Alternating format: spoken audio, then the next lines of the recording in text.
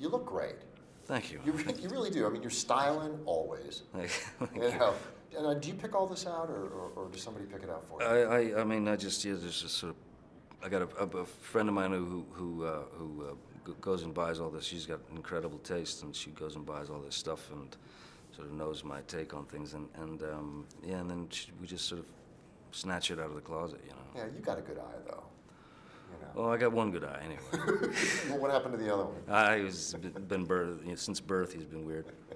Now, I did some reading, and I'm going to talk to you a lot about the movie, but I did some reading, and there's some things that I didn't know about Johnny Depp, and I thought it'd be fun to sort of start this. Clue me in. That way. Well, I'm not sure I know them. Well, I think you probably do. Is it true that you have a nickname, Mr. Stench? Oh. Okay, Mr. Stench. Mr. Stench was a name that I used to, it was an alias that I stayed under in hotels. And the gig was that any time you could come up with an interesting name to stay, in terms of an alias to stay under,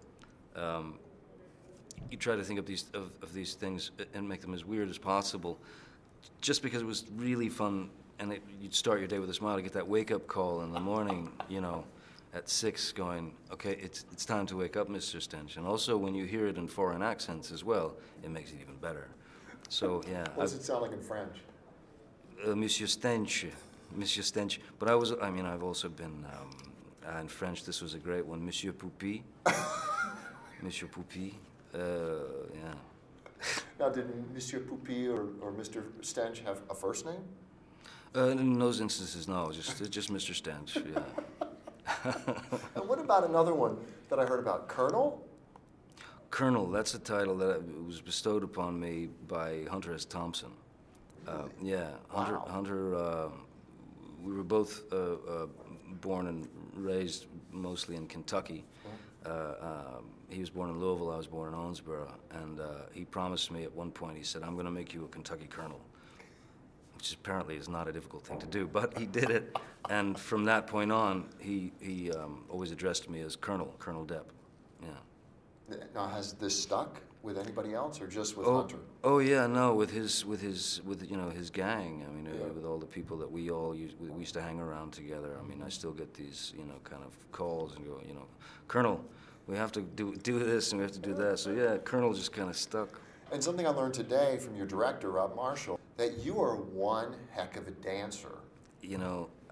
I'm just saying. He just says that to try to make me feel good. I don't no, know. and he said that you were going to say, oh, no, he's just giving me a compliment.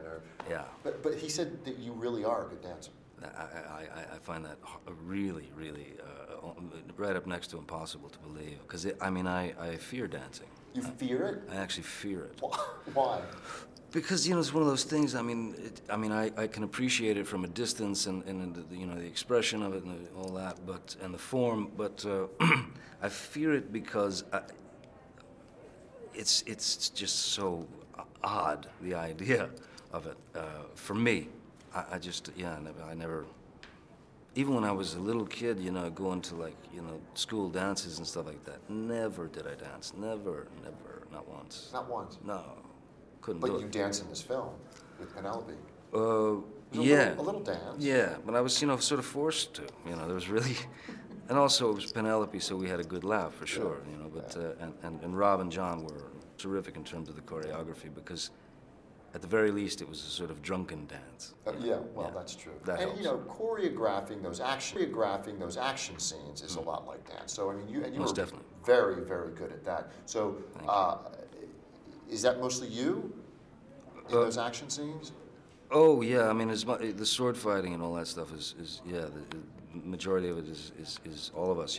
It's the actors, and certainly there are some bits that they use the stunt doubles and then they plug you in somewhere along the line, but because it's too much to learn. But tough to do though. It is tough to do, but I like it. I've always enjoyed it. I love fencing, and so getting in there to do that is really wonderful. Yeah. But also, when you got someone like Penelope, who also she does have a background in dance, and she came in and just, especially with her belly and stuff, she was unbelievable. What a trooper. Well, let's talk about that belly, because she, from what I understand, was really offering to back out of the film when she found out that she was pregnant. Yeah.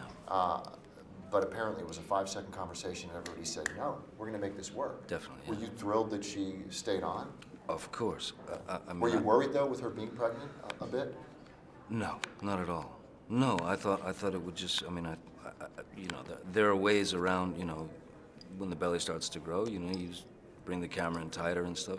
I knew it would be fine from the first second she told me. So yeah, no, I never had a moment of worry, and she was, boy, she was just game for everything. She was, you know, she was really terrific. I mean, you obviously on the screen, from what I saw, you're still, I mean, you got it. You're comfortable in his skin, in Jack Sparrow's skin. You made it fresh again. Was that hard for you to do, or was it just a piece of cake? I mean, you know, any film is hard, but I mean, I have to say, no, you know, it wasn't all that difficult. Just with regard to my relationship to with the character, you know, I feel like I know him really, really well now, and. Do you like him? Oh, I adore him. You know. Favorite character? Right up there for sure. With right up there. Boy, you know, you'd have to, and maybe Edward Scissorhands, Ed Wood, you know, somewhere in there. Nice. But the thing with old Captain Jack is that it just kind of happens organically, you know. It just sort of, you're there, it clicks, and there's, I feel like the possibilities are endless, you know. You never run out of, I never, as the character, never run out of things to say, never run out of bits of absurdity or irreverence that I can get myself into, and it's sort of a wonderful kind of never-ending, you know, circle. Yeah.